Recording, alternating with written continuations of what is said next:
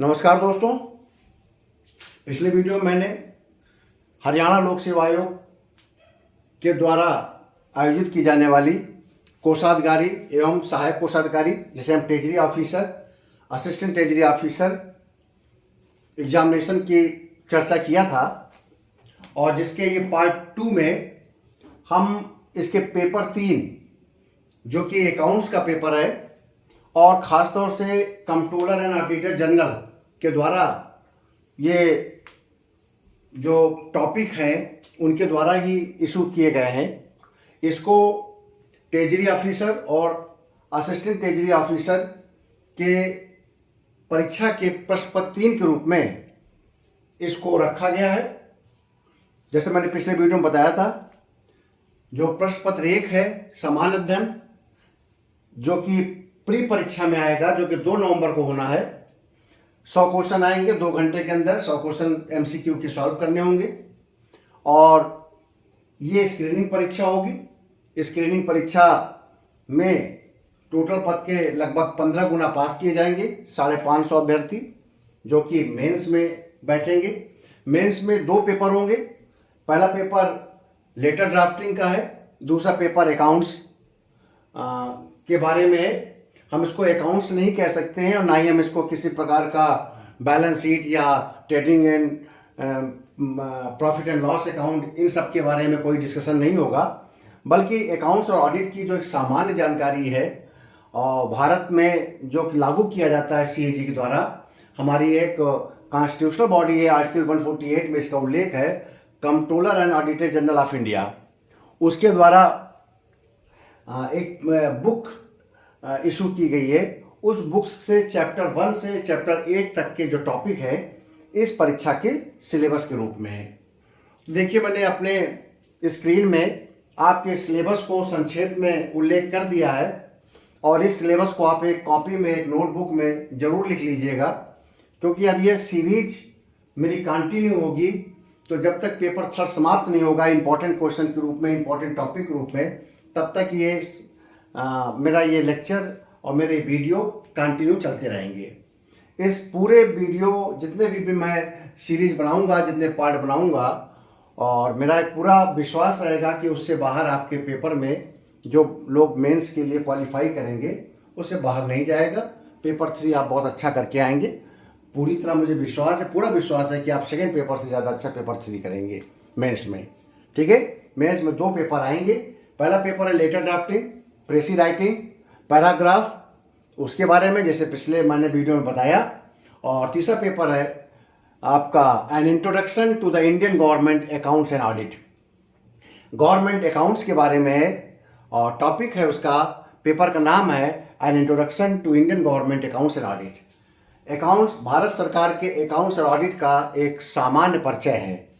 तो इसके चैप्टर 1 में accounts and transactions, accounting, keeping of account, audit, auditor, fundamental principle, ये एक प्रकार से सामान्य चैप्टर है।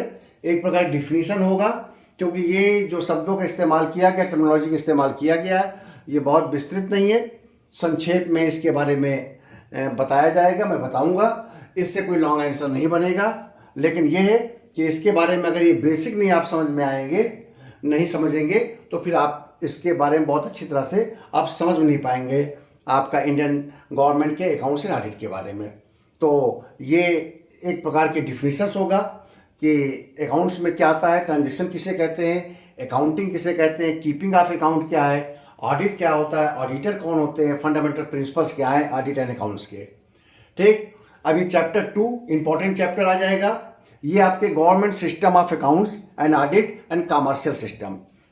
इस चैप्टर में आपको भारत के जो अकाउंट्स और ऑडिट सिस्टम है उसके बारे में बताया जाएगा, और साथ ही साथ कमर्शियल अकाउंटिंग और कमर्शियल ऑडिट कैसे किया जाता है इसके बारे में डिस्कशन किया जाएगा। Difference between government and commercial function, आपके गवर्नमेंट और कमर्शियल के बीच में क्या अंतर है, इन दोनों के काम में क्या अंतर है। जैसे कि हम कहते हैं कि एक गवर्नमेंट डिपार्टमेंट होता है और एक गवर्नमेंट पब्लिक सेक्टर होता है, तो बस यही मानिए, गवर्नमेंट डिपार्टमेंट में और गवर्नमेंट पब्लिक सेक्टर में क्या डिफरेंस है, दोनों के अकाउंटिंग में क्या सिस्टम डिफरेंस होगा, दोनों के ऑडिट में क्या डिफरेंस होगा। जैसे कि हम कहें कि आपका मिनिस्ट्री ऑफ फूड का ऑडिट होना है और दूसरी तरफ एनटीपीसी का ऑडिट होना है, तो एनटीपीसी के ऑडिट और ministry of food, department of food के ऑडिट में क्या डिफरेंस होगा, क्योंकि department of food purely government है, जिसकी मिनिस्ट्रियल रिस्पॉन्सिबिलिटी है डायरेक्टली, और एनटीपीसी में डायरेक्टली मिनिस्ट्रियल रिस्पॉन्सिबिलिटी नहीं होता है, क्योंकि वहाँ बोर्ड ऑफ डायरेक्टर काम करता है। ठीक है, तो ये कमर्शियल आपका डिपार्टमेंट हो गया। तो इन दोनों के बीच में डिफरेंस क्या होगा, इसमें हम डिस्कशन करेंगे जब हम इसको विस्तार से एक एक टॉपिक को लेकर डिस्कशन करेंगे आगे। ठीक है, क्योंकि ये सीरीज है, लगभग 20 से 25 वीडियो में आपके पेपर 3 पे बनाऊंगा।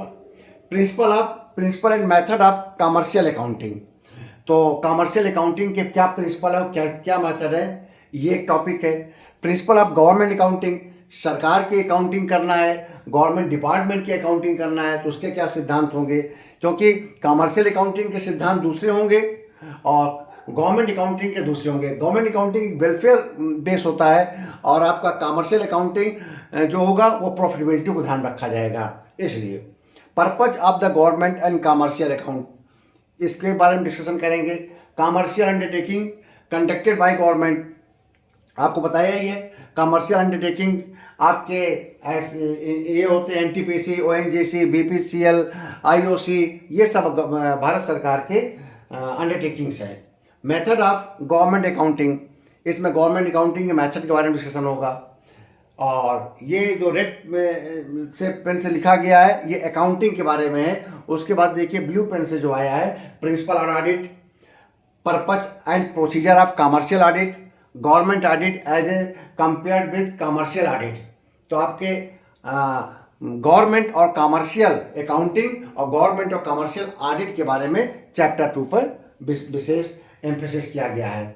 ठीक है, चैप्टर 3 जो है सीएजी के बारे में है, कंप्लीटली सीएजी पर। एक क्वेश्चन सीएजी पे जरूर आएगा, तो ये क्वेश्चन चैप्टर नंबर 3 से बनेगा। एक लॉन्ग आंसर ये बन जाएगा सीएजी के बारे में। 5 क्वेश्चन करने होंगे, तो आपका एक क्वेश्चन बनेगा चैप्टर 2 से और एक क्वेश्चन बनेगा चैप्टर 3 से।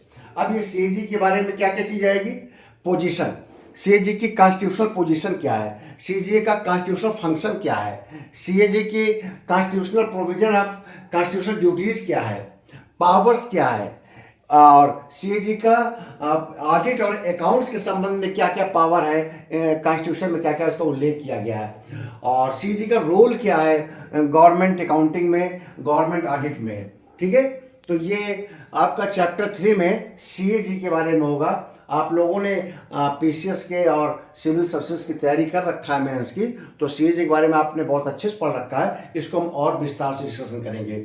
वहाँ पर आपने जनरल स्टडीज के पॉइंट ऑफ व्यू से पढ़ा था और यहाँ पर हम अकाउंट्स के पॉइंट ऑफ व्यू से सीएजी की भूमिका को देखेंगे डिफरेंट टाइप से। ठीक है, अब आता है चैप्टर 4। चैप्टर 4 में थ्योरी ऑफ ऑडिट है, ऑडिट के बारे में डिस्कशन किया गया है और इसमें हमने ऑडिट और अकाउंट्स के सेपरेशन की बात किया है।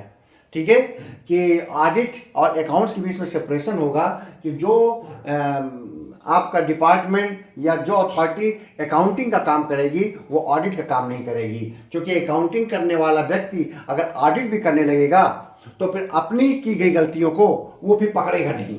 ठीक है, तो इसमें बताया गया है कि ऑडिट को अकाउंट से बिल्कुल अलग कर दिया गया, इसीलिए भारत में कंट्रोलर जनरल ऑफ अकाउंट का जन्म हुआ और जो सीएजी है वो कंट्रोलर जनरल ऑफ ऑडिट है, कंट्रोलर जनरल ऑफ इंडिया है, सीएजी बोलते हैं, और दूसरा है कंट्रोलर जनरल ऑफ अकाउंट, ये अकाउंट्स का काम करता है, और कंट्रोलर एंड ऑडिटर जनरल जो होता है सीएजी वो ऑडिट का काम करता है। तो ये व्यवस्था लाई गई थी 1978 में, जब हमने ऑडिट को अकाउंट से अलग कर दिया।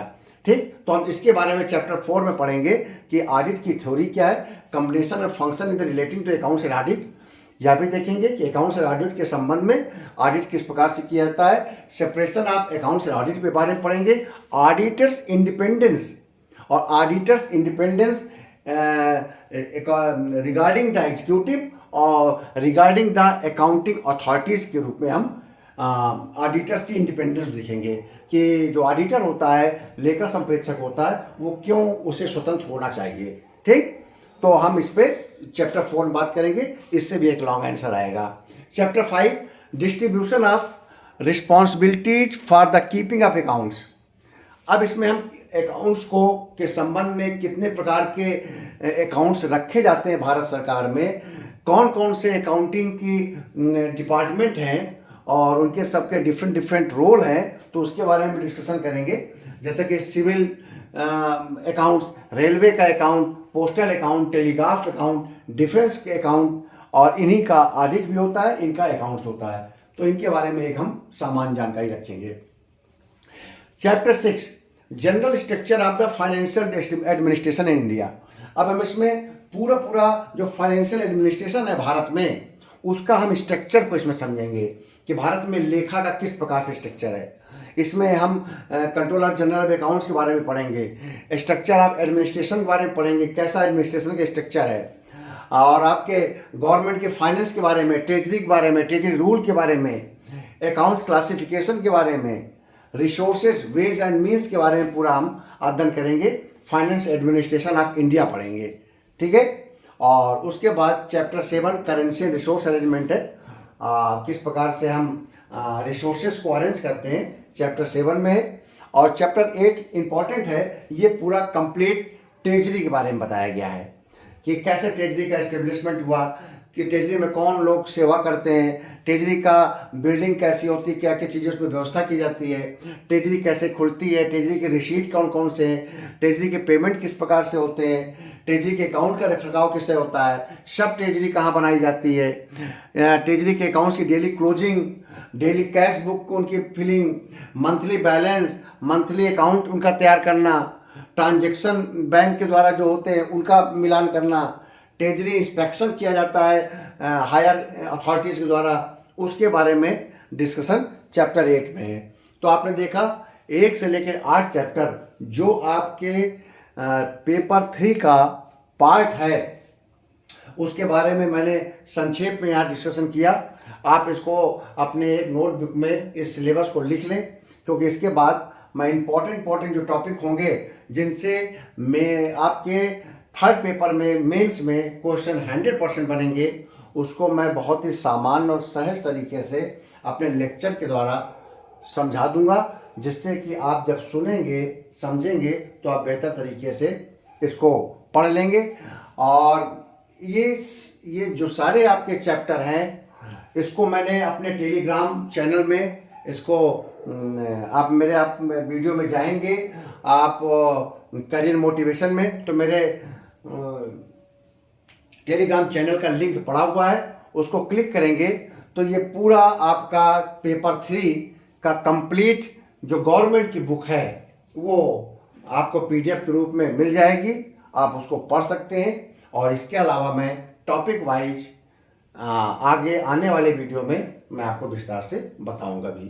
तो मेरे इस वीडियो के साथ, मेरे इस चैनल के साथ करियर मोटिवेशन, जो कि सभी कॉम्पिटिटिव एग्जाम के लिए मैंने तैयार किया है, और उसी से लिंक किया हुआ मेरा ये जो टेलीग्राम चैनल है, उसमें जो मटेरियल मैं भेजता रहता हूँ, उसको भी आप देखते रहें, पढ़ते रहें, और अपनी मेंस की तैयारी पेपर 3 के साथ शुरू कर दें, क्योंकि जब प्री का रिजल्ट निकलेगा तो मेंस के लिए बहुत कम समय होगा, सिलेबस बहुत होगा, तो आप अपनी प्री की तैयारी करते रहिए। इसका जो प्री की तैयारी है वो सामान्य रूप से जो भी PCS प्री के लिए आप पढ़ते हैं, चाहे MP PCS, Rajasthan PCS, UP PCS, आपका हरियाणा PCS, कोई भी PCS का एग्जाम हो, वही सिलेबस है। इसके अलावा कुछ भी अलग नहीं है। आपके मैंने इसके पहले वाले वीडियो में वो सिलेबस बता रखा है, उसको भी आप देखिएगा। बहुत बहुत धन्यवाद।